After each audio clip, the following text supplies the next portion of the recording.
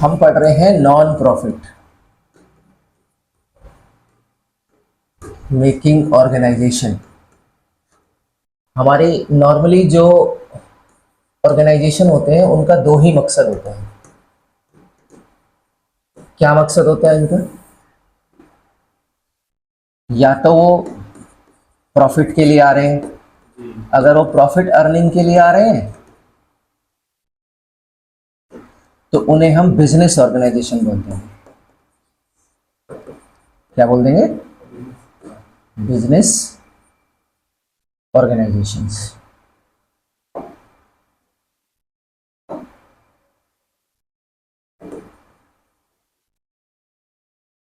और अगर हम किसी सोशल कॉज के लिए जा रहे हैं, आइदर कोई वेलफेयर ऑर्गेनाइजेशन सेटअप बनाना चाहते हैं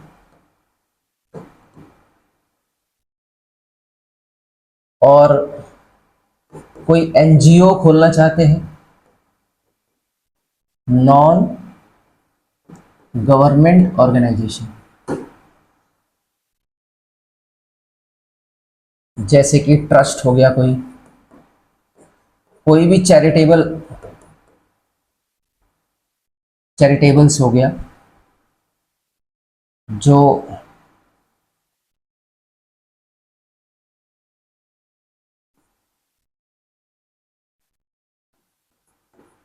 सोशल सर्विस प्रोवाइड कराते हैं। अब सोशल समाज में ना दो तरीके के हम लोगों की बात करते हैं। एक ऐसे लोग जो डिप्राइव्ड हैं, डिप्राइव्ड पीपल। एक ऐसे लोग जो एफ्लुएंट हैं।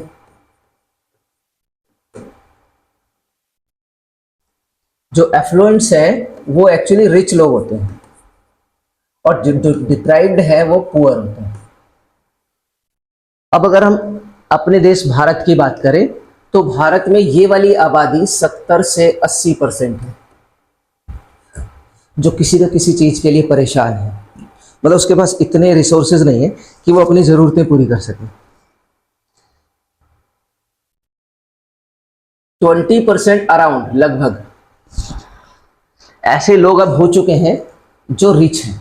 ये 20% लोग अपना भी जीवन जीते हैं, साथ में इन लोगों का भरण पोषण भी करते हैं। इनका महत्व भी हम ठुकरा नहीं सकते। ये लोग किस उसमें आते हैं? इस सेक्टर में आते हैं। ये रोजगार के अवसर उपलब्ध कराते हैं, ये आपको सारी सुविधाएं देते हैं, है ना, और इन लोगों को काम देते हैं। फिर भी यही लोग मिलकर, अगर हम मान लीजिए एक एग्जांपल ले लेते हैं टाटा का, तो टाटा जितनी भी अपनी बिजनेस ऑर्गेनाइजेशन बनाता है उसके साथ ही एक ट्रस्ट बना देता है ना। Tata hospitals, Tata charitable hospitals हो गए, टाटा के एजुकेशनल इंस्टीट्यूशंस हो गए, टाटा के बहुत सारे ऐसे प्रोजेक्ट हैं जो समाज की सेवा में। इसी तरह अदानी ग्रुप भी करता है, इसी तरह रिलायंस ग्रुप भी करता है। जितने भी टॉप बिजनेस क्लास के लोग हैं वो सब के सब लोग केवल प्रॉफिट ही नहीं कमाते बल्कि उस प्रॉफिट का हिस्सा यहां भी देते हैं। कई बार तो मैं ये भी देखता हूं कि कोई व्यक्ति या कोई ऑर्गेनाइजेशन क्या करती है कि एक प्रोडक्ट लॉन्च करती है। अब कैसे वो मिडिल क्लास के लोगों को या रिच लोगों को कैसे अट्रैक्ट करें? वो कहती है कि अगर आप मुझसे क्लासमेट के रजिस्टर देखना, क्लासमेट्स के अगर आप रजिस्टर खरीदते हो तो लिखता है कि जितना उसका एमआरपी है उसका 1% पुअर चिल्ड्रन को देगा। तो क्या जो अफ्लुएंट परिवार के लोग हैं जो अपने बच्चों को पढ़ा रहे हैं, तो आप किसी रिच फैमिली के बच्चे का स्टूडेंट की कॉपी देखेंगे तो उसके पास क्लासमेट का रजिस्टर होगा। First thing, they are capable to buy at higher cost. Second thing, they are affected by this appeal. ये अपील क्या है कि आपके द्वारा दिया गया पैसा उसका 1% हम इन लोगों के बच्चों को पढ़ाने पे खर्च करेंगे। आईपीएल मैच चलता है, आईपीएल भी एक तरह से किसका प्रोडक्ट है? टाटा का। आप देखना टाटा आईपीएल लिखा आता है, टाटा का है। क्या करते हैं? जितनी बॉल डॉट पड़ेगी उसका हम पेड़ लगाएंगे। एक बॉलर अपने उसमें जितनी डॉट बॉल खेलेगा, मतलब डालेगा, और बैट्समैन जितनी डॉट बॉल खेलेगा, चाहे वो प्लान के अनुसार खेल रहा है या उससे खेली नहीं जा रही है, दोनों बातें हो सकती हैं, तो क्या लगाएगा वो? पेड़ लगाएगा। वो जो टाटा ऑर्गेनाइजेशन है वो ये कहती है कि हम उसका एक पेड़ लगाएं। तो पेड़ का काम क्या है? उससे क्या फायदा होगा भाई? पेड़ लगाने से क्या फायदा होगा? पहला फायदा कि वो डिप्राइव्ड लोग जो नर्सरी में या उस पौध उसमें काम करते हैं या जिनका अपना इसका काम है, उनको पैसा मिलेगा। जो यहाँ से पैसा इकट्ठा होगा वो पैसा इन लोगों को जाएगा, पहला फायदा। दूसरा फायदा ये होगा कि जब वो पेड़ लगाए जाएंगे तो कहीं ना कहीं तो लगाए जाएंगे, जिससे सदियों तक, पेड़ की उम्र हम लोगों की उम्र से बहुत ज्यादा होती है, तो सदियों तक वो पॉल्यूशन से फाइट करेंगे। पता नहीं आगे वाली जनरेशन और कैसी होगी, है ना। अभी प्लास्टिक की पॉलीथीन में पानी आ रहा है, ये आ रहा है, पता नहीं क्या क्या चीज आ रही। प्लास्टिक हमारे इस परिवार की तो जरूरत होगी। मुझे नहीं लगता कि हमारे इस वाले परिवार में कुछ गिने चुने लोग हैं जिनके घर में तांबे या पीतल का बर्तन होगा या धातु के बर्तन में पानी पीते होंगे, खाना खाते होंगे। सब प्लास्टिक पे आ गए। ऐसा लगता है प्लास्टिक ही उनका जीवन है ना। प्लास्टिक की उम्र बहुत ज्यादा है, लेकिन उसको यूजर जो है उनकी उम्र घटती जा रही है। अब वो मेटल का यूज करते हैं। मान लीजिए हम लोग, जैसे हम नेचुरोपैथी का काम करते हैं, तो नेचुरोपैथी में हम लोगों को समझाते हैं कि भैया जैसे ही अक्टूबर आ जाए, अक्टूबर से फरवरी तक आप तांबे के बर्तन में पानी पीजिए।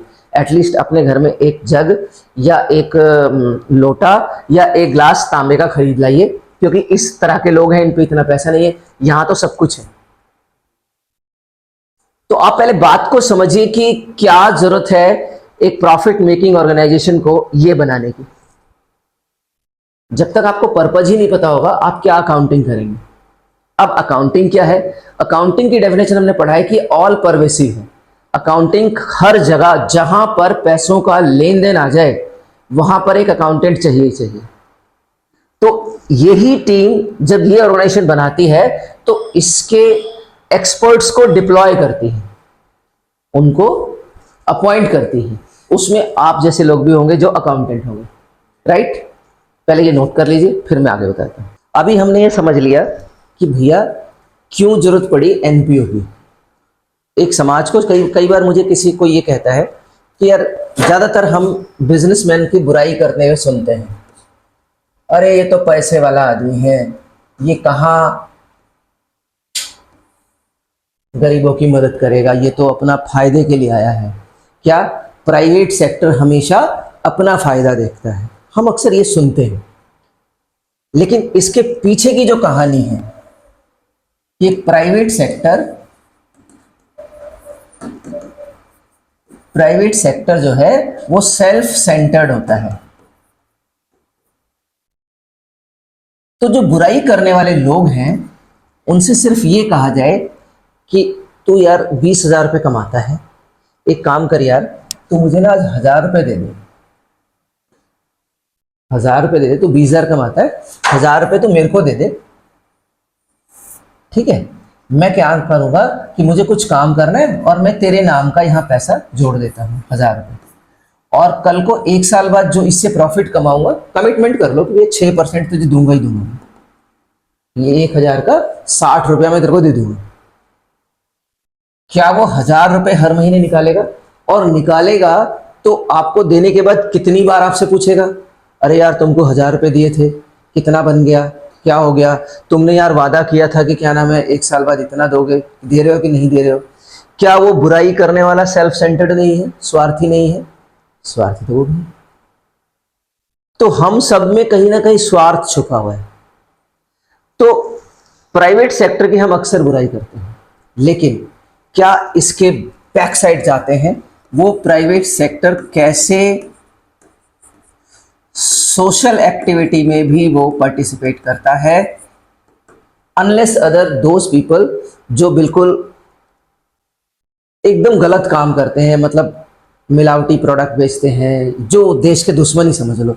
दूध में पानी मिला के बेचते हैं, मसालों में कुछ और मिलाकर बेचते हैं अपनी सेल को बढ़ाने के लिए। जैसे मैं प्रोडक्ट के नाम या कंपनी के नाम नहीं लूँगा, कई बार उनकी जांच होती है तो वो फेल हो जाते हैं जांच में, क्योंकि वो बहुत उल्टी सीधी चीज़ों का इस्तेमाल करते हैं इसके अंदर। तो सोशल एक्टिविटीज़ वो लोग क्या करते हैं? सोशल एक्टिविटीज़ में वो क्या करते हैं? स्कूल्स, हॉस्पिटल्स, क्लब, इनको रन करते हैं डायरेक्टली या इनडायरेक्टली।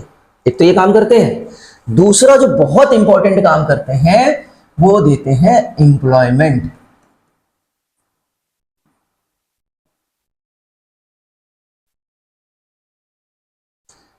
क्या लगाता है एक बिजनेसमैन? बिजनेसमैन लगाता है अपनी पूंजी, अपनी कैपिटल लगाता है। वो गरीब आदमी पहले बड़ी मुश्किल से 1000 रुपए दे रहा था, जो खड़ा होकर चौड़े में बुराई करता है, अरे ये कार वाले ने 100 लोगों का खून चूसा होगा तो इसने कार खरीदी। ये नहीं देख रहा कि वो तेरे परिवार से, तेरी जरा दुनिया से निकला हुआ व्यक्ति है, जो अब इतना पैसा ले आया कि अब वो अपने ही परिवार का पेट नहीं भरेगा, तुम्हारे न जाने कितने लोगों की और भी मदद करेगा। तो किसी भी बिजनेसमैन की बुराई करने से पहले हमें ये सोच लेना चाहिए कि क्या हमें इसके दूसरे पहलू के बारे में नॉलेज है या नहीं है। ये बहुत जरूरी होता है। किसी पे कमेंट करने से पहले ये जरूरी है जान लेना कि क्या वो व्यक्ति इससे अज्ञान तो नहीं। ये चीज हमारी पढ़ाई का हिस्सा नहीं थी, मैं आगे बताने चल रहा हूं। अगला टॉपिक ये है कि ठीक है जी, आपने बता दिया कि एनपीओ जो है, जितनी भी नॉन प्रॉफिट ऑर्गेनाइजेशंस होती हैं, ये ट्रस्ट या सोशल के रूप में काम करती हैं। तो फिर ये किस तरह से अकाउंटिंग ट्रीटमेंट करती है?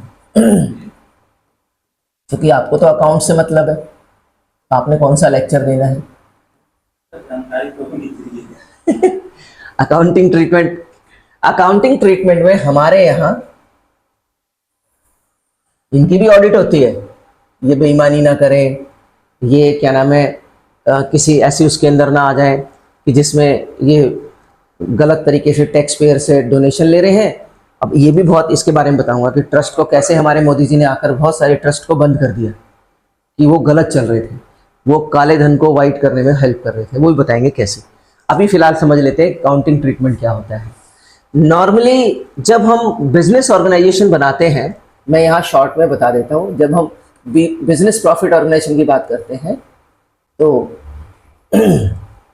इसको हटा दो कि गलत मैसेज जाएगा।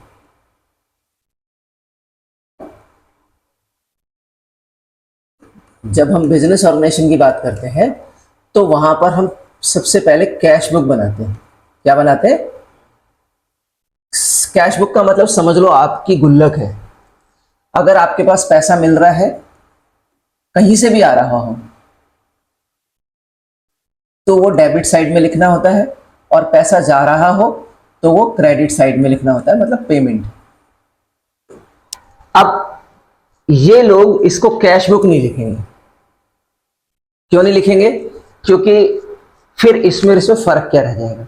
ये कैश शब्द ही नहीं बोलेंगे। अगर किसी से डोनेशन भी ले लेंगे ना तो बोलेंगे डोनेशन लिए, ये नहीं बोलेंगे कैश लिया।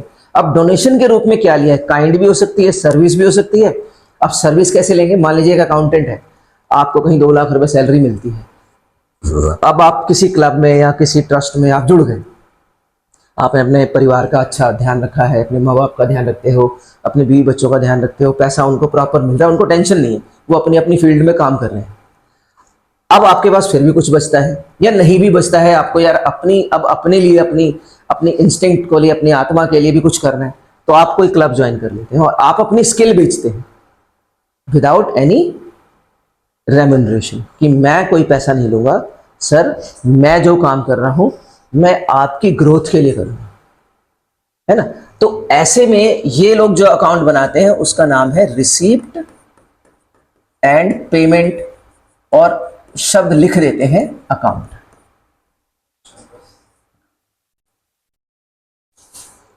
फिर कैश बुक के बाद दूसरा महत्वपूर्ण काम ये करते हैं, ये बनाते हैं trading and profit and loss account.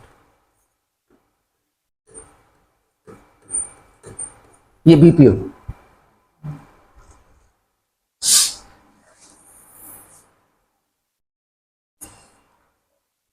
Receipt and payment के बाद यहां ये लोग क्या बनाते हैं? ये बनाते हैं इनकम एंड एक्सपेंडिचर अकाउंट। ये बनाते हैं income and expenditure account. Actually profit and loss account अगर आपसे कोई पूछता है कि ये है क्या, तो आप बताओगे जी नॉमिनल अकाउंट है ये।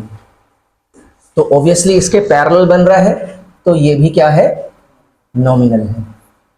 नॉमिनल का मतलब क्या है, only due transaction of same accounting year.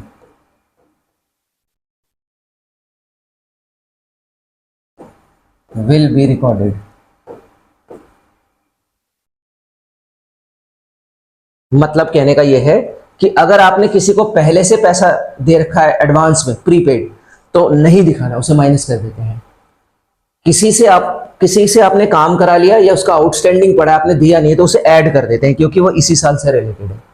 ये बड़ी इंपॉर्टेंट बात है। करंट ईयर का है, यानी जिस साल का तुम अकाउंट बना रहे हो उसी साल से रिलेटेड आइटम है तो लिखा जाएगा, वरना नहीं लिखा जाएगा। इसमें सारे रेवेन्यू नेचर के आएंगे। क्या आएंगे सारे? इसमें सारे रेवेन्यू नेचर के आएंगे, रेवेन्यू नेचर ट्रांजैक्शन।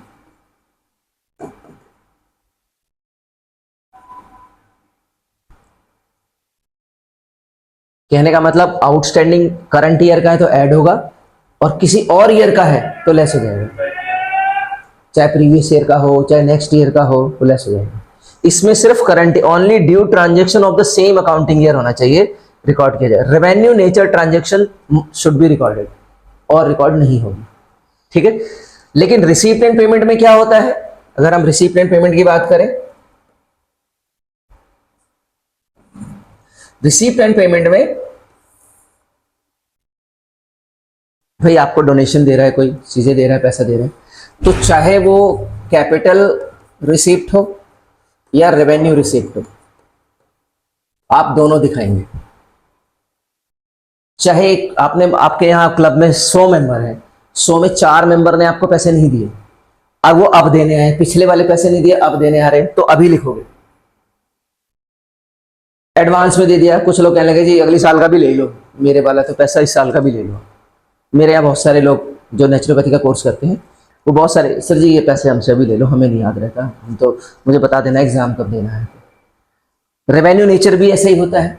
इसके अंदर भी क्या है कि चाहे आपको एडवांस में मिल गया हो, अब हमारे यहाँ इसमें है क्या, इसमें है सब्सक्रिप्शन,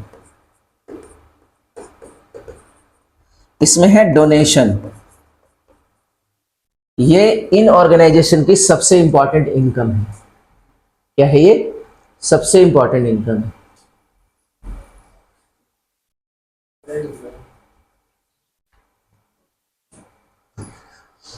इसके अलावा और भी रेवेन्यू नेचर का कुछ होगा देखें, पर मेन यही है। पेमेंट कहां से होती है? चाहे वो कैपिटल पेमेंट हो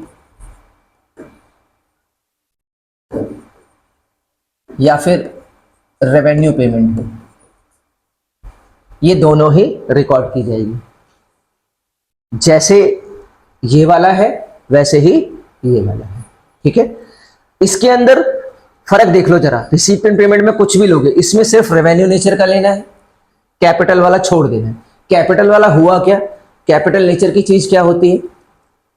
जैसे लैंड खरीद लिया, कोई फर्नीचर ले लिया, भाई ट्रस्ट बनानी है कहीं बाहर, दिल्ली से बाहर लेना, तो जमीन लेनी पड़ेगी ना, या किराए पे लो या फिर उसका क्या नाम है, खरीद के लो।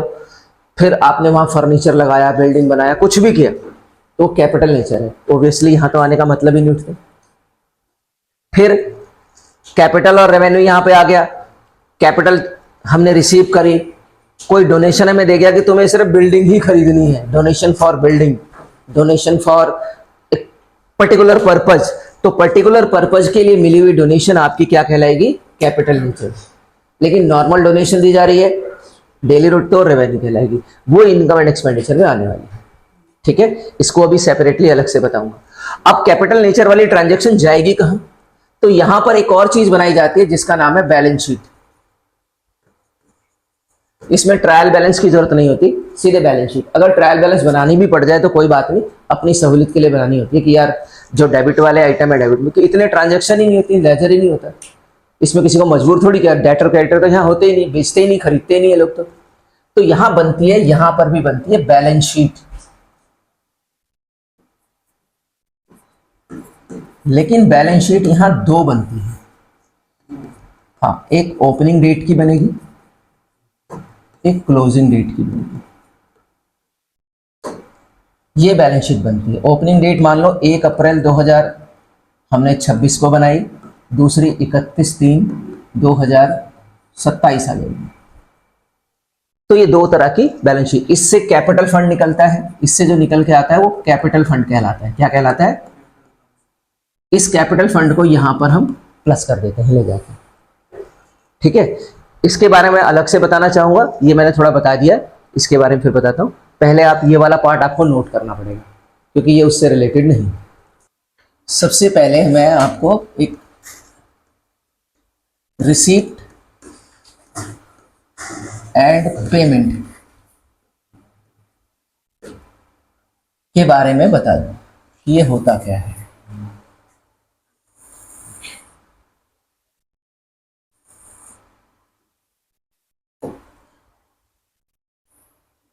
अच्छा, इसमें डेट कॉलम की इसलिए जरूरत नहीं होती क्योंकि लास्ट में बनता है ये, एंड में। फाइनेंशियल अकाउंटिंग है ना, फाइनल अकाउंटिंग, ये लास्ट में बनाते हैं।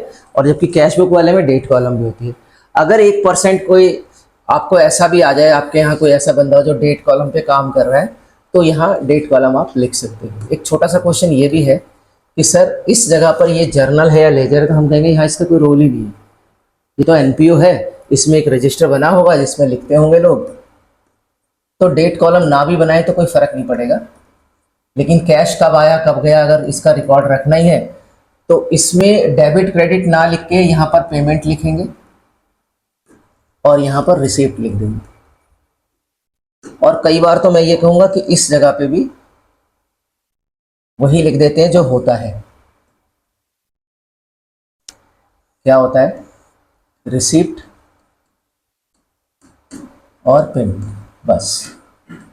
ऊपर भी लिखने की क्या जरूरत है, इसकी भी कोई जरूरत नहीं है आपको लिखने की।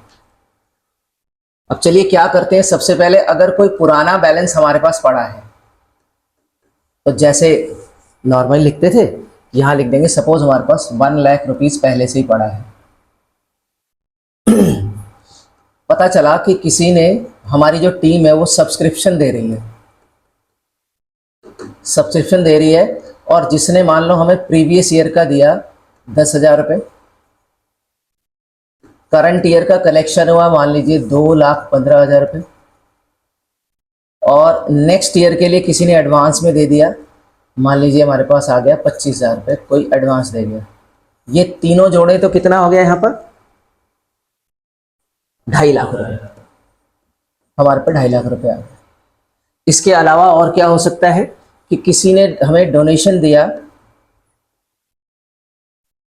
दिया फॉर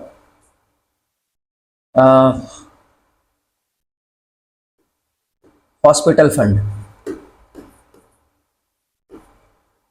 और ये मान लेते हैं हम इन दी बुक्स ऑफ शिक्षा उद्यान में ही बना रहे हैं। शिक्षा उद्यान की उसमें हमने एक अपनी ट्रस्ट बना ली कि एक छोटी सी डिस्पेंसरी या हॉस्पिटल टाइप की, तो उसके लिए कोई हमें स्पेशल फंड दे गया, मान लीजिए 75,000। हमारी टीम ने कहीं छोटा मोटा कोई शो किया होगा लोगों को जागरूक करने के लिए, तो वहां से कोई रिसीट्स आई है, प्रोसीड्स फ्रॉम शो। मान लीजिए यहां से हमने 25,000 रुपये कलेक्ट किए, हमारी आर्ट की टीम है वो किसी काम से गई होगी, वहां से हमें मिल गया। ठीक है, इस जगह पर हम आते हैं, हमारा स्टाफ है, हम उसे सैलरी पे करेंगे। सैलरी मान लीजिए हमने 50,000 रुपये दी, हम शायद रेंट भी देते हैं, रेंट दिया मान लीजिए हमने 1 साल का 40,000 रुपये। हम ऑनोरेरियम एक्सपेंसेस, ये क्या होता है कि बीच बीच में हमें ना मीटिंग बुलानी पड़ती है, कभी विधायक को बुला लिया, कभी किसी बड़े डॉक्टर को बुला लिया, कभी किसी को बुला लिया, तो उसके सम्मान में हम कुछ खर्च करते हैं। और मान लीजिए वहाँ पर हमने खर्च कर दिया 20,000 रुपये, क्योंकि वही डोनेशन भी देके जाएगा, उसके चाय पानी नाश्ते का इंतज़ाम कर दिया हमने यहाँ पर, ये दे दिया। हो सकता है हमने कुछ और भी चीज़ें खरीदी हो, मान लीजिए हमने मेडिसिन खरीद ली, कुछ मेडिसिन ले ली मान लीजिए 40,000 रुपये, ठीक है। इसी तरह हमने कुछ टेलीफोन का बिल पे कर दिया, टेलीफोन बिल मान लीजिए हमने पे करा साल भर का 12,000 रुपये। मान लीजिए हमने और भी कुछ ऐसे अदर एक्सपेंसेस कर दिए 18,000 रुपये, ये हमने खर्चे कर दिए। हमारी ये साइड बढ़ गई, हमें अपनी लिमिट में ही खर्च करना है। 2.5 लाख, 3.5 लाख और ये 1 लाख, ये 4,50,000 हमारी एक रैंडम रिसीप्ट एंड पेमेंट आ गई। इधर के टोटल कर लीजिए 4,50,000, इसमें से काउंट कर लेते हैं कितना हुआ, 90, 110, 150 एंड दिस इज 190 है, 180 है, 180, 180 में से 450 माइनस कर देते हैं, 450 माइनस 180, एक बार कंफर्म कर लेते हैं, 5 4 9, 9 6 15, 15 17 18, ठीक है। इसे माइनस कर लेते हैं, 5 में 15 में से 8 गया 7 2, ठीक है, अच्छा है, हम लिमिट में खर्च कर रहे हैं, हमारे पास पैसा बच गया, that is balance CD closing. CD मैं बता देना चाहूँगा, भूल जाते हैं कुछ लोग, इसका मतलब है कैरेड डाउन, और एक तरफ BD भी आया होगा, that is brought down. Normally हम कैसे याद रखें, ये हमारा क्लोजिंग बैलेंस शो करता है किसी भी लेजर का, और ये हम ओपनिंग बैलेंस के लिए रखते हैं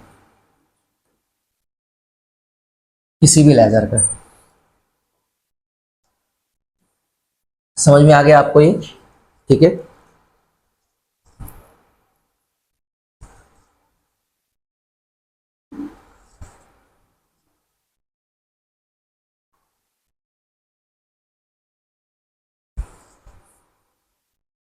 अब मैं चाहता हूं कि मैं तुम्हें इनकम एंड एक्सपेंडिचर के बारे में बता दूं।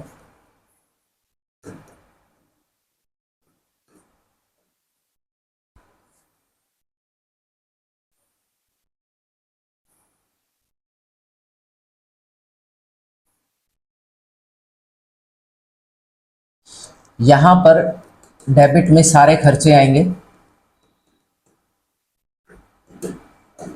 क्रेडिट में सारी इनकम आएगी। यहां से ले लेते हैं, कैश का बैलेंस तो लेना ही नहीं है। सब्सक्रिप्शन कौन सी ईयर का लेना है, ना पिछला लेना है ना अगला लेना है। यहां पर लिखना है by subscription account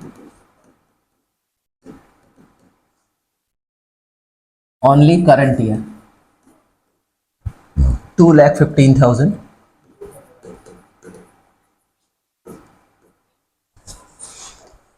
special donation नहीं लेनी है, प्रोसीड 100 से आ रहा है, 25,000 रुपये ले लेना है।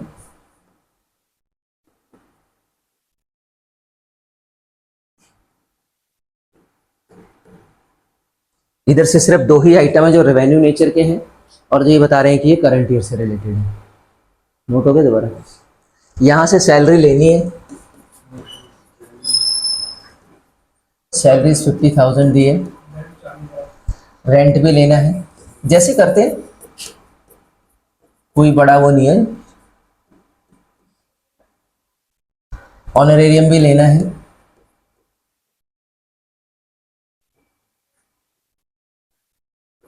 आदर सत्कार में पैसा खर्च किया हमने, कुछ लोगों को बुलाया होगा। मेडिसिन लेनी है। आप कहोगे ये रेवेन्यू कैसे, कुछ बताया नहीं है कि ओपनिंग क्लोजिंग है या नहीं है, सारा यूज कर लिया होगा। टेलीफोन एक्सपेंसेस लेना है,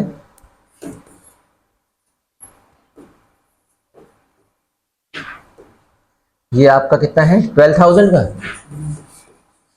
और इलेक्ट्रिसिटी बिल या उसमें अदर एक्सपेंसेस में डाल दिया गया है, फिलहाल हमें नहीं पता था। ये अपना पड़ गया 18,000 का।